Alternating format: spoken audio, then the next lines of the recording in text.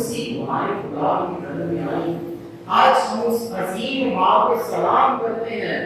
بس یاد رکھنا جائے کہ مائیں تو بس جزائیں ہوتی ہیں، مائیں تو بس جزائیں ہوتی ہیں، رب کی انمول عطائیں ہوتی ہیں۔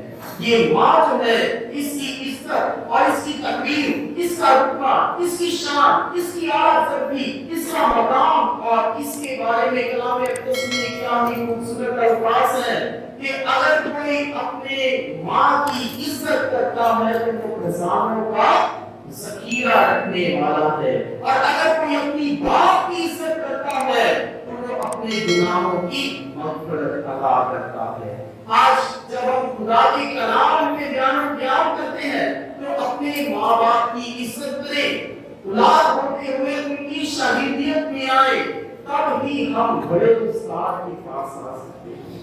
اگر ہم اپنے ماں باپ کے جو کہ ہمارے استاد ہیں، والدین ہیں، اور معاشرے میں سب سے زیادہ عزیز رشتہ جو ہے وہ ماں باپ کا ہی ہے، اور جب ہم اپنے معاشرے میں دیکھتے ہیں کہ اگر ایک ماں نئی زندگی دیتی ہے تو باپ نئے حوصلے، نئی امید، نئی جرأت دیتا ہے۔